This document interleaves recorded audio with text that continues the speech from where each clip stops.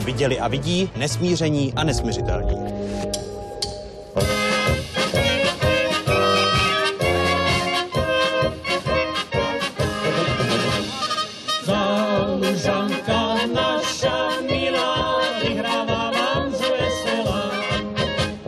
Všetkých ľudí vás pozýva do spevu aj do tanca. Preto ten, kto má hudbu rád, môže sa pri nej zabávať. Zálužanská diskovečka bude pekne vyhrávať. Preto ten, kto má hudbu rád, môže sa pri nej zabávať. No, môžem? Toto je pani riaditeľka Domu Matice Slovenskej v Nitre. Pani inžinierka Miháliková. Ale Gitka tá je šikovná. Nie, teda to je organizátor. Hej, máš Jura Cibáňa, zajde svojho neskôr. Zvyky a tradície, neseme jej tu aj ďakovný list. No, za tú všetkú robotu a námahu, Gitka. Dnes okrem veľmi pekného programu majú nachystané aj vatru zvrchovanosti a tá vatra zvrchovanosti je z príležitosti deklarácie o zvrchovanosti Slovenskej republiky. A tento rok je vlastne ako 20 rokov odtedy, kedy tento významný dokument bol pre nás ako podpísaný a schválený Slovenskej národnej rade. A tento dokument dal vlastne podnet vzniku Slovenskej ústavy, ktorá vznikla 1. septembra 1992 a potom na základe toho vznikla Slovenská republika samostatná v roku 1993, 1. januára.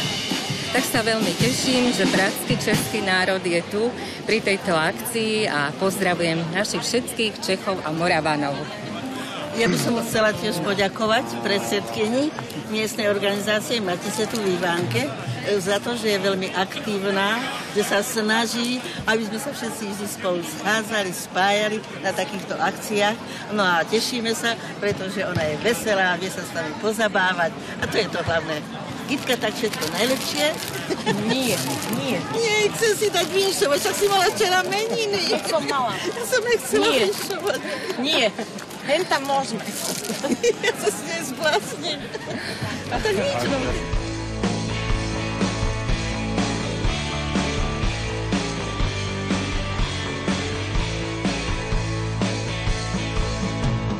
Táto krajina je posadnutá ťažkým červeným súknom.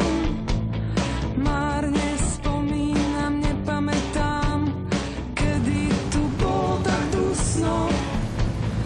Národ volá, chyťte zlodeja, no rád by bol na jeho mieste. Na trón zasadla najväčšia gorila a nič jej už nestojí v ceste. Kde to žijeme? Kde to žijeme? Kde to žijeme? Kde to žijeme?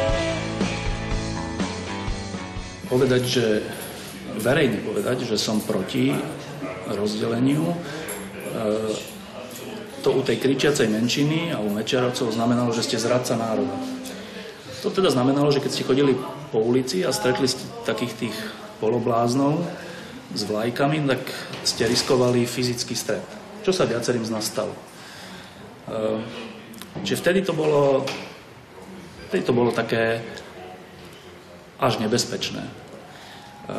Verejne hovoriť o tom, že rozdelenie je zlé a že Československo má zotrvať.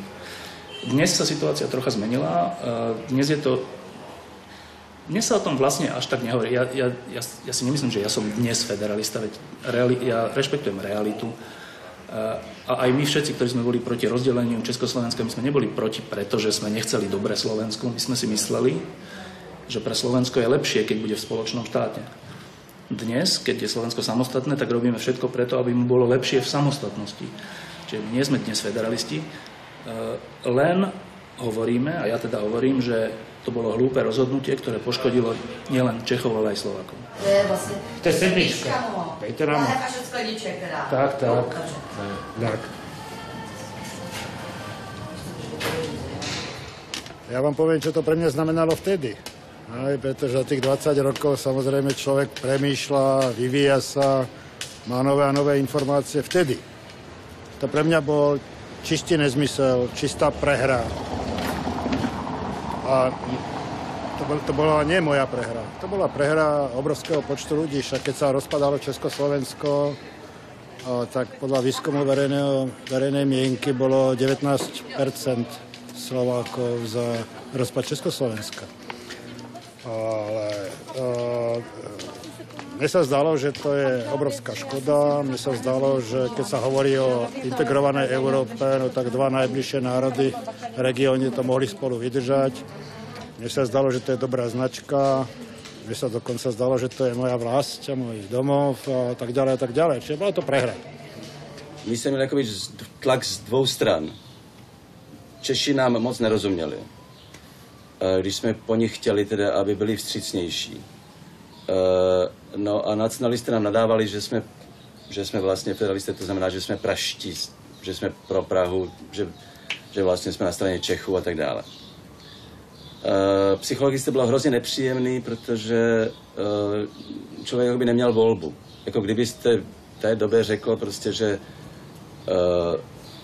ani říct, že já jsem Slovák, nemělo vůbec žádný smysl, protože prostě vám řekli všichni, vy nejste dobrý Slovák. Prostě tam byla klasické to rozdělení na toho dobrého Slováka a na ty zrádce. A ti federalisti byli ti zrádci. Přestože, tak v mém případě to bylo ještě komplikovanější, protože mám opravdu jako české rodiče, ale což mi taky vyhazovali na oči, ale spousta těch lidí byli skutečně jakoby i jakoby geneticky, tak řečeno, prostě praví Slováci. A přesto byli vnímáni jako zrádci národa. Federalista byl tehdy nadávka. To byla prostě normální nadávka.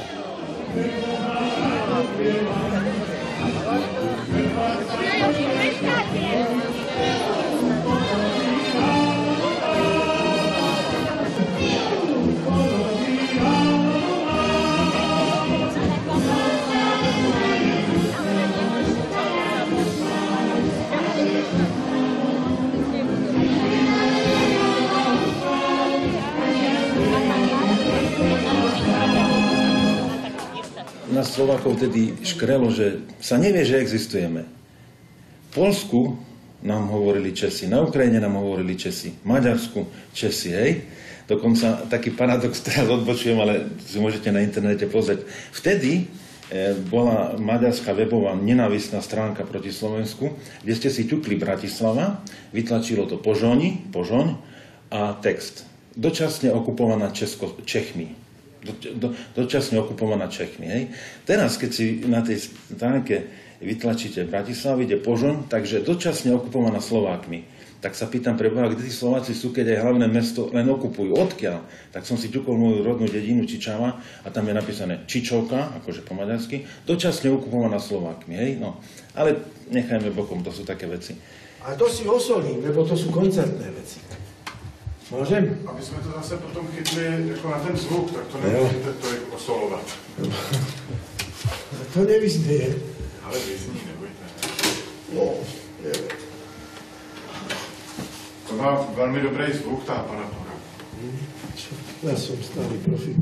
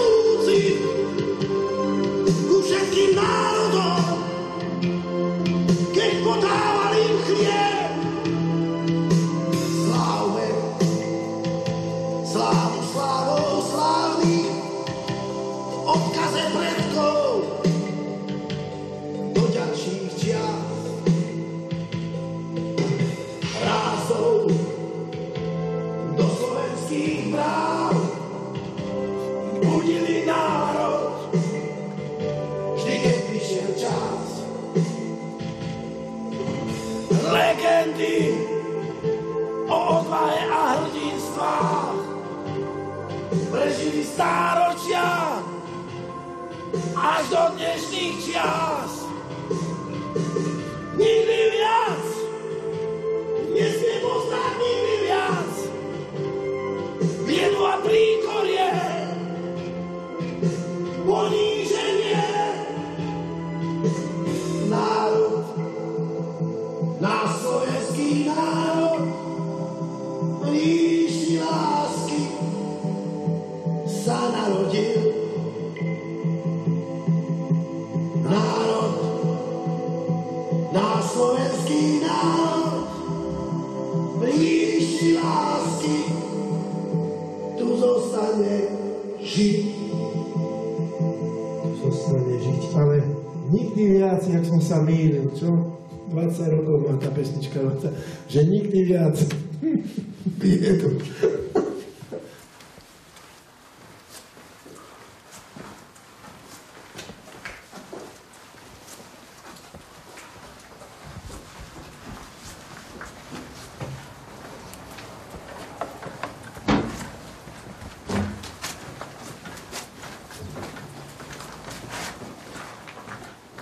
To už dneska sú všetci svätí. Len Pánis bol tedy ten zlý. Že dneska sú všetci. A proč to byl zlý? Pretože ja som tú zástavu slovenskej samostatnosti zdvihol v Československom federálnom parlamente ako prvý. Viete, a ťažko sa poníma niekomu, kto nemôže byť prvý. Pochopili? Ne, a to já vím, že jste byl jeden z prvních, nebo vy říkáte první. Ja keď som zakladal SNS, tak tam boli rôzne názory. Však o tom si pohovoríme. Ja som vlastne aj opustil Slovenskú národnú stranu, v podstate ma tak nepriamo dali z predsedníctva preč, kvôli názorovým rozdielom na samostatnosť, keď bol Moritz predseda. 3. augusta, a to som bol poslanec federálu čo aj mesiac a pol. V čem byly vlastně vaše názorové neshody z SNS? V samostatnosti. Vím, jakou vy jste chtěl samostatnost? No rozhodne nie na ekonomických zájmoch. Medzi tými ľuďmi, čo potom sa priklonili k samostatnosti, a mnou a ľuďmi, ktorí boli za mnou, bol zásadný rozdiel. My sme boli idealisti, a kým tí druhí boli jak vystrihnutí z Machiavelliho. Stačí? Či ešte? Co to znamená? Ekonomické záujmy, materiálne záujmy. Vládnuť a mať. Nie, ja som chcel vládnuť a dať. To je veľký rozdiel. Preto do dneska robím to, čo robím.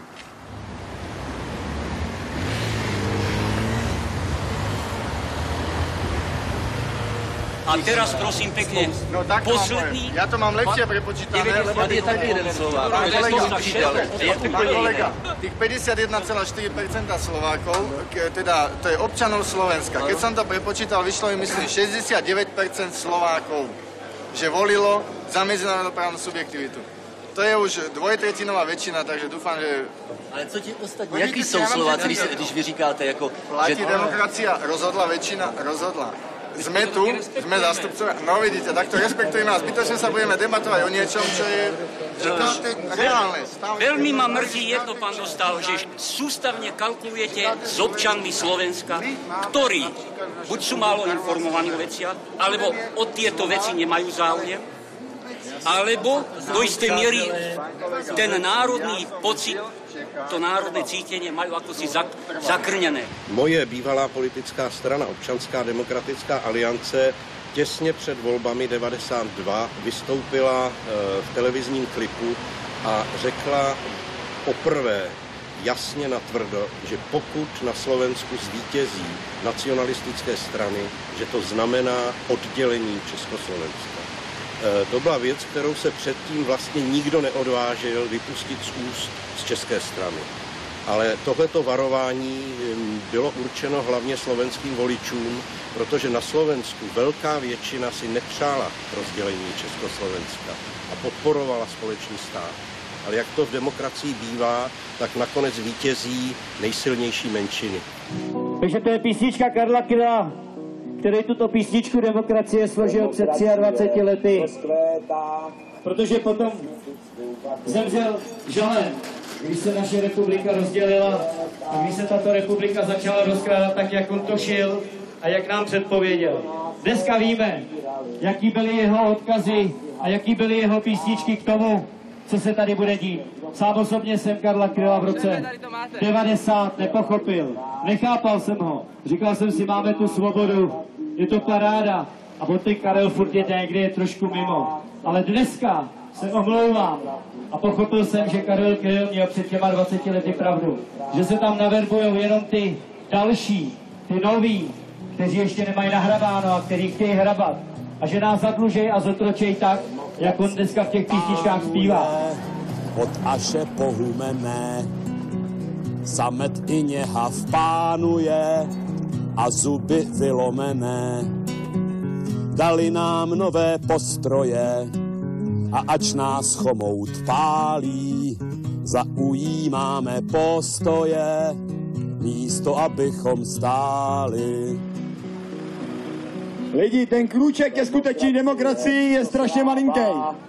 Je to prosadit si a vybojovat změnu volebního zákona. A tu nám politici nikdy nedovolej.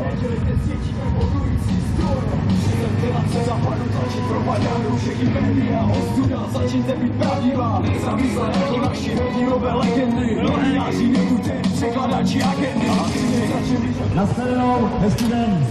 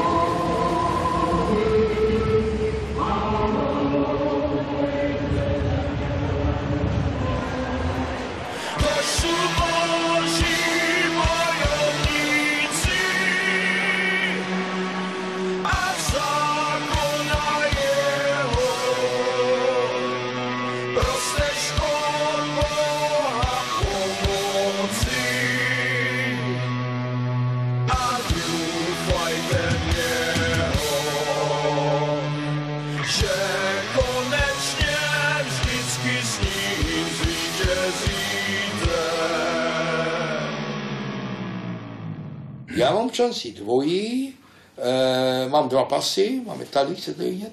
Jo. Pojďte ještě, chviličku jsme to přerušili, pojďte ještě tady vy se mnou, abyste posoudili, jestli se tady něco bude zavírat. Já bych si třeba trošku vyuslal, ale... Já mám tady tu mapu svý vlasti, první vlastně. Česká republika je přišla až potom. Musím se přiznat, že mi vadí ten znak, i když jsem jaksi loajálním státním občanem Slovenské republiky a stojím samozřejmě při hymně v pozoru a ten znak nosím i na tom pasu ho nosím, ale mně se ten znak nelíbí pro svoji náboženskost a historičnost, ale s tím já nic nenadělám, čili teď tady ještě asi přibude 1 nebo 2 fotografie, takže požádám, protože se sem nevejdou, ale jenom protože se sem nevejdou, tak požádám syna, aby mi ty hodiny přestěhoval, takže možná ten znak s kusem Moravy tady jako zacloní. Proč vás irituje ten... Tak je to náboženský symbol, že jo? A je to umělej symbol, je to maďarský symbol ještě navíc, protože Slovensko nebylo nikdy žádným státním útvarem. Já nejsem zásadně proti historickým věcem, takhle schodím. Vy mě snímáte z toho postelí. No, takže co mám dělat s těma pasama? Můžete ukázat ty pasy? No tak to je postupně, protože slovenské občanství jsem měl dřív, jo, tak to je ten slovenský pas, tady mě psali třeba volby, když jsem přijel, nebo tak. Taky tam se zapisovali. Tady, jo. A pak se změnil volební systém, takže se to dělá korespondenčně. No a to je ten český. A ten český jsem se o něj 4 roky soudil. O půlnoci jsem viděl Klause v té televizi s tím přípitkem a řekl, nikdo, že občané České a Slovenské se ani nevšimnou zítra, že se něco rozpadlo, že se něco stalo. Na druhý den dopoledne jsem si vyslechl asi hodinový proslov arcibiskupa Sokola, který mluvil hodně dlouho, ale slovo Československo neřekl ani jednou. 1. ledna. Ani jednou neřekl slovo Československo. Pak jsem sedl do auta a šel jsem do Prahy a na hranicích už stály tabulky Česká a Slovenská republika. Tak jak si to můžu nevšimnout, že přecházím z jedné země do druhé? To znamená, že my dva poslední dojmy byly ten mi lže a já odcházím do emigrace. Toto byly mý osobní dojmy. A dneska je rok 2012 a já si to pamatuju. A bylo těžké se rozhodnout? Jako... Pro mě ne. Pro mě to těžké nebylo, poněvadž jestli jsem měl uvažovat o emigraci, tak kam jinam. Čechy byli kulturně, jazykově, geograficky, prostě spousta těch věcí říkala, běž tam, máš tam kamarády, máš tam šanci získat zaměstnání, domluvíš se okamžitě. A pak tady byl takový zvláštní sentiment, to taky musím říct, jo. A mě na tom Slovensku teda lidé nenáviděli v tom čase, poněvadž jsem byl za odvoláním Mečiara. Já jsem si všimnul v Čechách, kamkoliv jsem se pohnul, jak lidé se na mě usmívají a ťapkají mě po ramenou a mají mě rádi. A mě došla. Já jsem byl pro ně symbolem ne člověka Fedora Gála. Já jsem byl pro ně chvíli symbolem Slováka, sympatiáka, kterého ti volové nacionalističtí vyhnali. Já jsem byl jako takový alibi pro jejich duše. Nevím, jestli to říkám přesně, jo? Ahoj, predstavíš sa nám? Bibiana Puková, Tekovských Lužian. Výborne, zarecituješ, zaspievaš? Zarecitujem. Dobre. Rodnú vlast milovať v srdci s Božím slovom. Nedať sa zapredať, byť príkladom, vzorom. K ľuďom sa priblížiť, vidieť bolesť, radosť. Hľadať cieľ poznávať, určená je mladosť. Z čistého prameňa vždy chcie smäť zahasiť. Slovom, písmom šíriť a nie mečeta siť. Iného pochopiť v dnešných dobách riedko. Preto hľaďme v odkaz našich dávnych predkov. Keď si naše srdcia získa prázdna krása, pôdu pod nohami začne národ strácať. Kým hmla nevedomia začne haliť chrámy, ešte máme dosť síl pred zlom ich ochrániť. Vlastnú tvár zachovať aj v hanebnom čase. Počúvnuť volanie na svedomia hlase. Výborne, ešte jedna kontrolná otázka. Vieš, kto je autorom? Stanislav Pánis. Vážne? Dobre, môžeš ísť.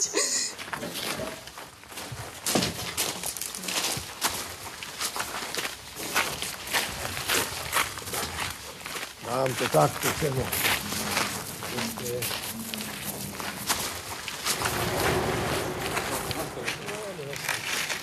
No, k tomuto vám môžem povedať niečo.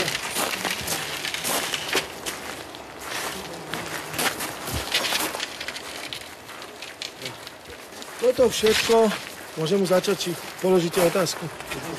Tu máte možnosť vidieť, čo sme šeli, čo robili, čo sme sa snažili. Tu je odhalenie pamätníka, kde mal prísť prezident.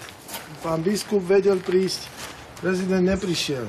No, tu sme boli dokonca aj na Devíne, sme boli, ako sme robili alegóriu detí, ako aby sme ich vychovávali. Hovorím, bez pomoci štátu, bez pomoci všetkého. Aj tradície, aj rôzne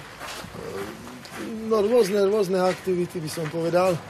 A medzi ne, potom však vám to ukážem aj na videu, vychovávam deti, aby nejak hľadám, aby motív, aby si našli postupne v tom období, kedy sa kodifikovala naše písomníctvo, naša reč a tak ďalej, tak robíme maľovaný stredovek každý rok.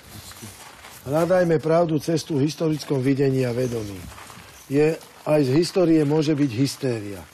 Hodnoty, konečné riešenia. Maj, čaj.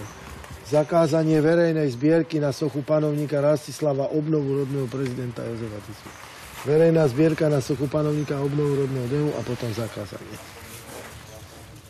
Zasadnutie Byzantského rádu svätého Konštantína Veľkého, to bolo tu. A vy ste koupil na tú pozostalosť po prezidentu Tisovi? Nie. Mne dôverovala Kanadsko-Slovenská liga, ktorá to mala vo vlastníctve. Čo? No ten dom. A dala ho našej organizácii. A ja som ako štatutár. Ja som predseda spoločnosti pre zachovanie tradícií. A ktorý dom? Rodný dom pána prezidenta. Tisu. Áno. A kde je ten hrob jeho? No tak ten mám predplatený do roku 2025. Zaujímavé, že viete, nech už hovorí kto, čo chce, ale jednoducho bola to postava našich dejín, ale ja ako súkromná osoba mám tam ako štatutár a tam ako vlastník mám aj miesto narodenia, aj miesto úmrtia prvého prezidenta. Povedzte, no.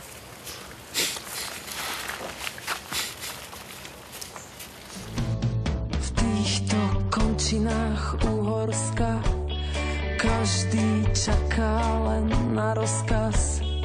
Meškajú vlaky, mrzne spojenie. Posledný vrátnik povie nie.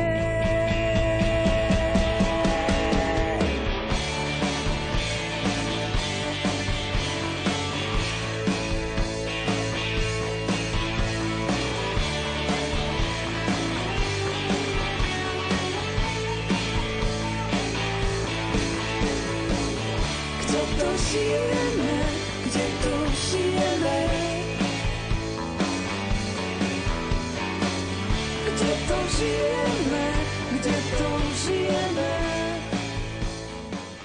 Celkové si myslím, že to aj vám, aj nám mentálne poškodilo. Že sme oveľa viac provinčnejší, aj vy, aj my, než keď sme boli spolu. Oveľa viac sebeckejší, že myslíme len na seba. Lebo nemáme toho druhého, na ktorého treba myslieť, keď už aj nechceme, ale aspoň treba. Že to rozdelenie Československa spôsobilo nie, že sme sa skultúrnili, ale znekultúrnili. Obidvaja. Preto ja si dodnes myslím, že to bola chyba, že to bolo zlé. Že rozdelenie toho štátu už len z toho hľadiska, že väčší štát, silnejší štát, rešpektovanejší štát. Ale nie len z toho.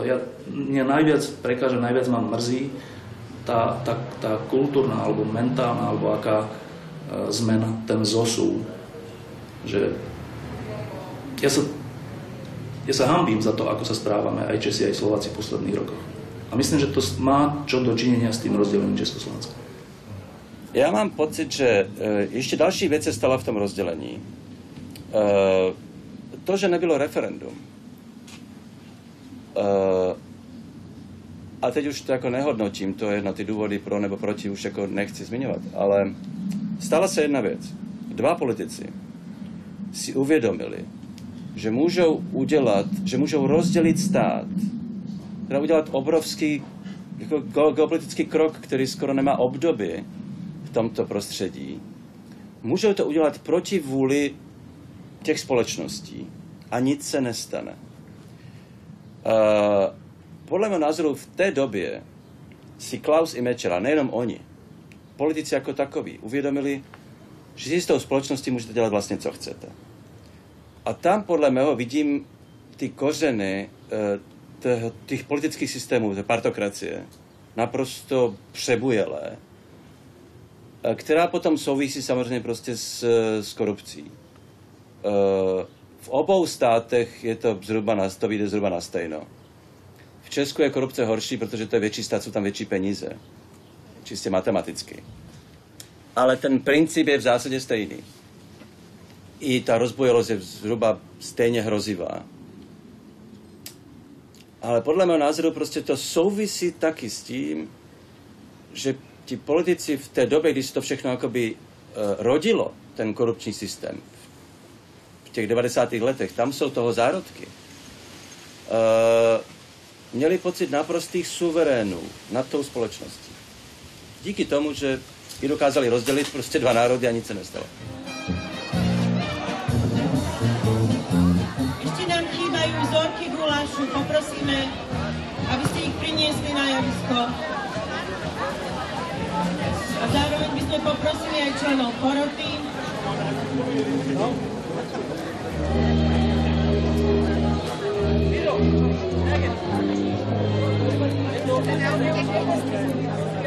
A náš ctený host z Čiech vybral ako víťazný guláš s písmenom J, číslo 11.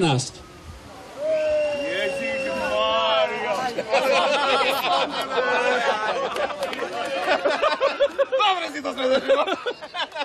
Tak to dopadlo.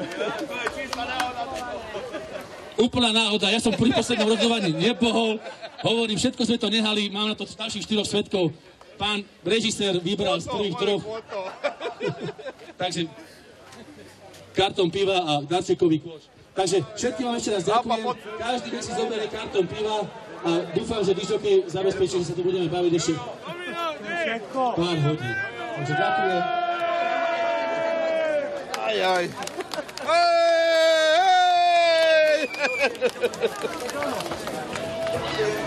To jste dávali do toho guláše, že vyhrál první cenu? No tak čo sme tam také, tak hlavne mäso, divinu, jelenia, diviaka. A my máme takú rodinnú tradíciu, ale tu nemôžeme prezradiť. Jeden tajný recept, ale toto nebudeme hovoriť do kamery, prečo to vyhralo. No a teda tá chuť, no a skúsenosti hlavne. Sme tam odozdali do toho. A něco českého, ne, když to chutnalo Čechovi? No tak... My pochádzame trošku z Čiech, tak... Polovica týmu je z Čech, takže tak tam prispel takou českou takou dávkou gurmánosti do toho. Takže asi preto vám to chutilo, lebo počul som, že ste rozhodli vy, že toto je tá kvalita. No to na mě hodil starosta jenom. Už od prvních měsíců a zejména prvních let samostatné existence slovenského státu Slovensko hospodářsky a politicky a v evropském kontextu bylo úspěšnější než Česká republika. Ale to se tady nikdy v médiích neobjevilo, nikdo to nezdůrazňoval. Slovensko má euro, já jsem velkým příznivcem, já musím teda přiznat, že jsem příznivcem Evropské unie jako federálního útvaru. Já jsem de facto pro zrušení jednotlivých států, jak se říká, národních světnictví.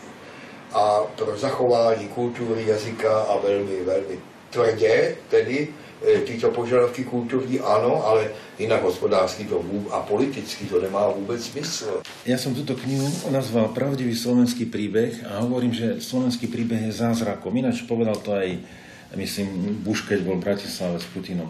Slovenský príbeh je zázrakom z toho dôvodu, že keď si zoberete 100 rokov naspäť, hej, rok 1912. Slovensko neexistuje. O existencii Slovenska vie len zopár českých intelektuálov. No a teraz o 100 rokov sme vo všetkých civilizovaných inštitúciách, ustanoveniach sveta a Európy, tak by som to povedal. Dokonca v istom zmysle sme najlepší z tých postkomunistických štátov, lebo máme aj euro, majú z postkomunistických štátov, myslím, Estonci a Slovenci, ale tí zase nemajú iné niečo. Áno, Slovenci majú more, my nemáme more, ale jednoducho dá sa povedať, že ten príbeh je zázrakom, že Slováci existujú a snažíme sa v každej oblasti, a aj dokazujeme v každej oblasti, že nemáme sa za čo hanbiť. Napríklad ten šport, no to je taký najviditeľnejší. Pokiaľ ide o vedu, naši vedci sú pri tom bádaní v CERNe v Švajčiarsku tej častice. Naši vedci sú aj v spolupráci s Portugalcami, myslím, pri tom objave neviditeľnosti. Hej, nedávno taká správa prebehla. Jednoducho, ten náš vývoj dostal do štádia, kde sme rovnocení, aspoň my to tak cítime s inými. A zrejme sme aj našli, respektíve hľadáme identitu. A tu je ešte istý problém. My sa hádame, my naši historici sa hádajú, či môžeme pomenovať Svätopluka kráľom alebo nie. To určite nikde na svete nie je. Odôvodňujú tí, ktorí nechcú, aby sa Svätopluk tituloval kráľom, tým, že iba raz ho pápež označil ako kráľa. Iba raz. No ja hovorím, nemali častejší písomný styk, tak iba raz ho označil za kráľa. Nikto iný, okrem Slovákov z strednej Európy, nerobí to, čo u nás sa ešte stále robí. Že zo svojej histórie uberáme. Každý si pridáva. Svätý Štefan, uhorský král, nikdy nemal na hlave korunu, o ktorej Maďari tvrdia, že je svetoštefanská. A historici maďarskí hovoria, áno, to nie je svetoštefanská koruna, ale ľud si tak praje. No ľud si tak preto praje, lebo mu do hlavy nadúpali tieto veci. No a náš ľud si nepraje jednoducho nič, lebo ešte stále nemá výklad slovenských dejín taký, ako by mal byť. No a keď sa pozriete po mojich stenách, tak tu máte niekoľko obrazov, aj tam v kute mám ďalších, už som namaloval asi 30 a chcem vydať malované alebo dejiny Slovenska v obrazoch pre ľud a mládež. Takže napríklad tento obraz, to je obraz, ako prichádzajú Indovia, lebo my sme indoeurópske národy, prichádzajú Indovia a obchodujú s našimi predkami, ktorí žili pod horami, a tí Indovia si všimli, že oni uctievajú vlasatého boha. A uctievači vlasatého boha v tamilčine sú Sloveni. Uctievači a Veni vlasatého boha. Čakajte búrku nového druhu, olovené sú mračná. Točíme sa ako smetie v kruhu, táto vec je strašná.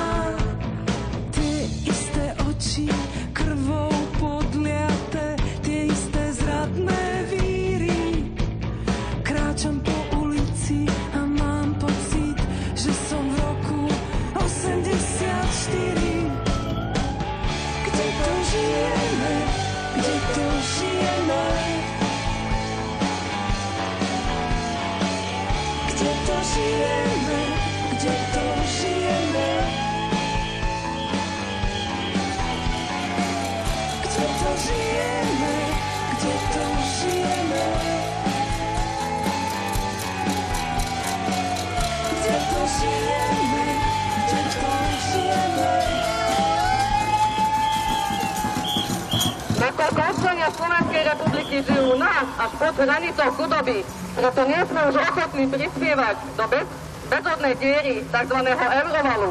Keďže v našej krajine narastá nezamestnanosť, chudoba, bieda, keď slovenský národ zápasí s nedostatkom finančných prostriedkov v každej oblasti, zdravotníctvo, školstvo, nepotrebujeme prezidenta ako hurvínka na špagáte, ktorý je poťahovaný nízkami zločincov a vlastizradcov. Ficová vláda akurát pokračuje v tom, čo pravicová vláda Ivety Radičovej začala a pokračujú úspešne v tom. Preto je jasné, že jedno, či tu máme pravicu, lavicu. Všetci sú to ako proeurópsky, ale neuvedomujú si, že keď tu máme európske ceny, tak by sme chceli mať aj európske platy. Keď sa už tak oháňajú s Európskou úniou a že chceme byť európskymi obrami, tak nech to pocítime aj na životnej úrovni v prvom rade. Ja by som najradšej uvítala vystúpenie z Európskej únie k návrat k slovenskej korune, ale sme malá krajina, ktorá nie je schopná byť potravinovo a hospodársky sebestačná sladom na to, že za 22 rokov sa tu našli ľudia, ktorí totálne rozkradli Slovensko, všetky strategické poľnohospodárske družstvá, všetky strategické podniky sprivatizovali, stali sme sa len takou kolóniou západu. Tá spoločnosť po rozpade Československa nie je zbavená konfliktov. Tie konflikty sú súčasťou nášho života, akorát jeden balík konfliktov odišiel. Hej. Ale problém dôveryhodnosti, problém kompetencie, problém radikalizácie politickej scény, problém extrémizmu, problém menšín, všetky tieto problémy sú tu a ja dokonca váham povedať, že sú menšie, ako boli pred rozpadom Československa. Slováci a Češi sa zbavili proste najväčšej menšiny, aká v tom Československu bola, ale Slováci dneska majú Maďarov, Rómov, imigrantov a na tom malom Slovensku to už není 4%, jak to bolo za Československa, ale 11%, 7%, rozumiete? Čiže náš problém nie je spolužitie Čechov a Slovákov, náš hlavný problém je spolužitie tu nás so susedom a s iným človekom a dôveryhodnosť obchodných vzťahov, ekonomických vzťahov, korupcia, bla, bla, bla, bla, bla, bla. A to už je všetko pláč na nesprávnom hrobe, jak to mám povedať. Fakt je ten, že Československo neexistuje, fakt je ten, že už ho nikto nikdy neobnoví. Fakt je ten, že ten náš sen o tej integrovanej Európe, kde tieto spory stratia zmysel, bola tiež ilúzia. Dneska sa hádame o tom, či tá Európska únia má byť taká alebo onaká, a či máme podporovať jeden druhého alebo vykašľať sa na seba, a či potrebujeme otvorené hranice alebo potrebujeme zákonom regulovať imigrantov a tak ďalej a tak ďalej. Voda beží, koník brány, skadiaľ, že si šuhajíček malovaný. Skadiaľ som, slovenského rodu som, duša moja. Skadiaľ som, slovenského rodu som, duša moja. Z tej jedličky, dve hrdličky na tú lúčku. Ja som Slovák, ty Slovenka, daj mi ručku. Ručku ti podávam, tebe verná zostávam, duša moja. Ručku ti podávam, tebe verná zostávam, duša moja. A pod lipkou a nad lipkou i spieročka. Skade, že si moja milá frajeročka. Skadia som, slovenského rodu som, duša moja. Skadia som, slovenského rodu som, duša moja.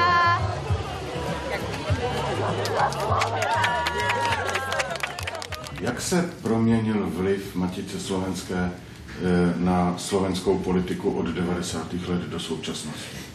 Náš vplyv na politiku, ak je, tak je o tom, že sa snažíme do tej politiky vniesť to, na čo sa u nás často zabúda, najmä keď máme stranu maďarskej menšiny vo vlade, tak sa zabúda na to, že na tom južnom Slovensku napríklad žijú aj Slováci, ktorí nemajú niekedy možnosť nielenže chodiť do kostola na slovenskú liturgiu, na slovenskú omšu, ale ani deti sa nemôžu vyučovať po slovensky. To sú také paradoxy. No a Matica je to o tom, aby sme im toto pripomínali, aby sme ovplyvňovali napríklad starosť o slovenský vidiek, lebo viete, slovenský vidiek je veľký problém.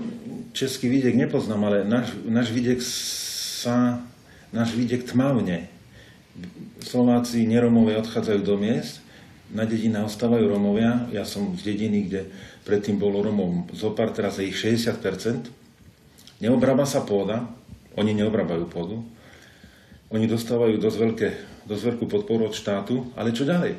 Keď raz, jeden deň, všetci budú už len Rómovia v tej dedine, podpora im nebude stačiť, lebo štát nebude mať asi možnosť stále ich podporovať. A čo sa stane? Budeme mesta hradiť ako stredoveku hrady? Budeme múry stavať? Takže prichádzam s iniciatívou, že budeme zakladať tzv. Matičné farmy a budeme učiť Rómov obrábať pôdu. Voľakedy misionári chodili medzi Európánov, učili obrábať pôdu a my budeme Rómov obrábať pôdu. Keď som to povedal niektorým ľuďom, tak nenaučite. Ale ministri tejto vlády, konečne pán Malatinský, môžem jeho meno povedať, som sa na to pýtal, či môžem, áno. Pán Malatinský aj v tom vidí budúci zmysel Matice. V kvalite života na vidieku slovenskom, ako príklad.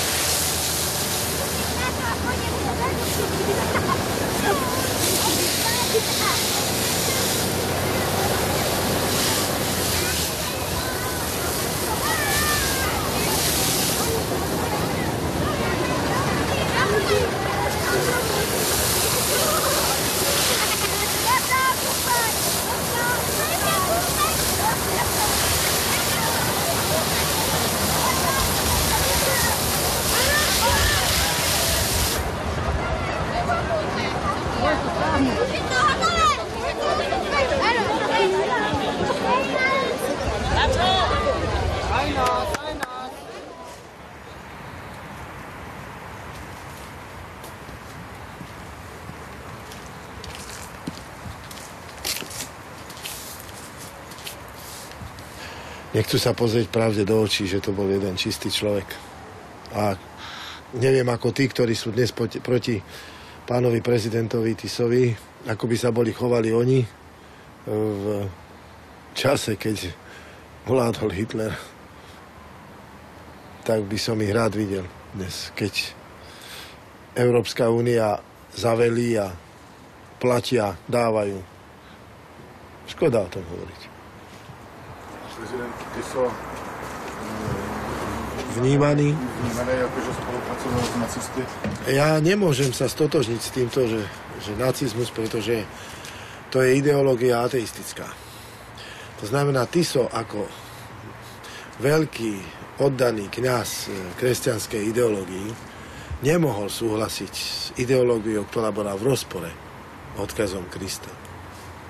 Čiže ja kľudne môžem odkázať všetkým tým a spokojným svedomím, že Tisové svedomie by mu nedovolilo, aby urobil niečo, čo by bolo neľudské.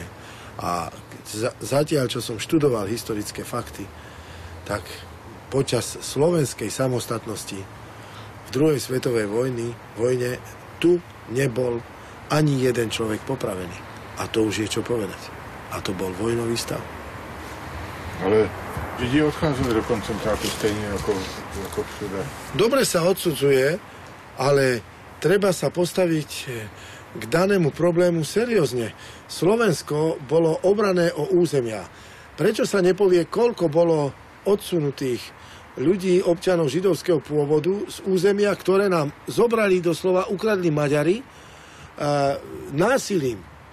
A Hitler s tým súhlasil, že oni nám ho zobrali. Čiže asi tí Maďari boli bližší k tej ideológii, ktorá sa tu šírila nad Európou. A ja sám bádam nad tým, že prečo vlastne sa to spustilo, že prečo nastala tá averzia voči židovskej národnosti a že to došlo až tak ďaleko, ale keď chodím po Slovensku, tak ja sa dozvedám, že v podstate aj pán prezident, že tu dosť sa ich zachraňovalo. Čiže skôr naopak, tu sa možno, nie že hralo divadlo, alebo nechcem to tak nazvať, ale robilo sa všetko preto, aby to zlo bolo čo najmenšie.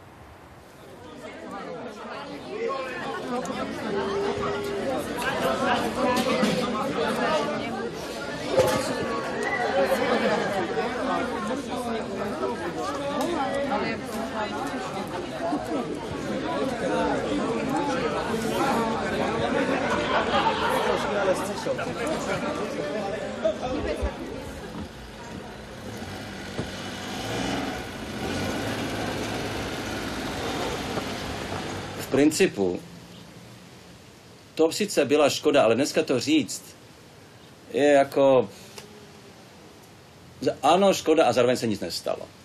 Jakoby má to přinejmenším dnes to tak vypadá, že to má šťastný konec. A tím musím souhlasit. Je pravda, že kdyby to mělo trvat dál federace, tak já myslím, že prostě ta generace těch politiků nebyla vůbec připravena, ani společnost, na nějakou rozumnou dohodu. Že by to asi stejně se spadlo. Obávám se, když si vzpomínám na tu dobu těch vyhrocených polemik, tak mám pocit, že to skoro nešlo udržet pohromadě. Já musím říct, že je to dnes, po těch 20 letech, musím říct, že je to vlastně lepší takto. Já za mýtus považuji to, že se to muselo stát. Nemuselo. Za druhé za mýtus považuji, že to chtěla většina na Slovensku. Nechtěla. Za mýtus považuji, že to je dílo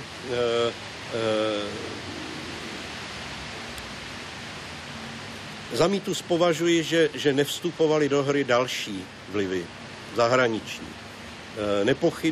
Nepochybně z hlediska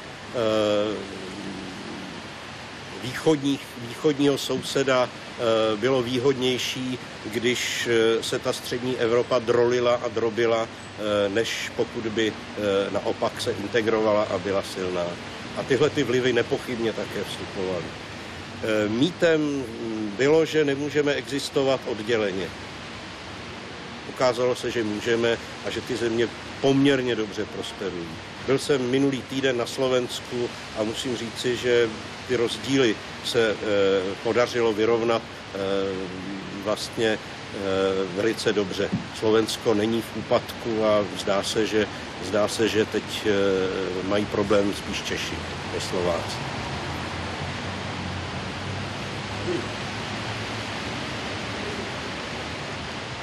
Tohle se mi říká těžko, protože premiéru Ficovi opravdu nefandím, ale ta stabilita, ta síla je vidět na Slovensku, že se tam uklidnily konflikty, spory. No a demokratická pravice je rozložená. Já si velmi dobře dokážu představit, že by Česká republika a Slovensko, Slovenská republika vytvořili federální stát, ale je to málo pravděpodobné a není to úplně účelné, aspoň ne pro člověka, který si představuje jako já, že tou federací bude celá Evropská unie. Takže budeme ještě větší. A čím jste víc? Čechoslovákem nebo Evropanem? No, otázka je, oni zjišťovali při posledním sčítání lidu, jako při každém, se zjišťovala etnicita. Tady se tomu říká národnost. A protože tam byl někdo osvícený, kdo trošku znal ústavní pořádek, tak dal milostivě možnost nám, sčítaným, optovat nebo se vyjádřit. Jednak teda to vůbec nebylo povinné a přes 2 miliony lidí nic neuvedlo, a to není můj případ, já jsem uvedl. A protože byly 2 možnosti, tak já jsem na prvním místě uvedl národnost evropská a na druhém československá. A to je tak asi to, co zastávám stále. Ja myslím, že tých 20 rokov spôsobilo niečo také pre mňa strašné, že všetci sme pasívni a takí ľahostajní voči všetkému.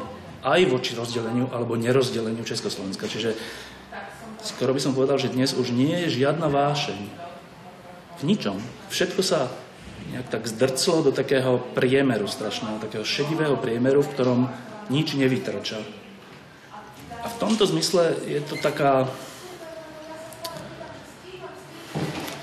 Niektorí to nazývajú, že je to taká nová normalizácia, že štát nám dá pokoj v našich súkromných životoch a my nebudeme vykrikovať a nebudeme vášnivo diskutovať o tom, čo robí štát. Je to také ticho. Ale nie je to ticho také tvorivé, ale je to ticho také mrazivé. Že ako keby sme všetci rezignovali na to, že niečo sa dá zmeniť, že štát môže fungovať lepšie. Štát na to tiež rezignoval a všetci si kopeme na svojom piesku.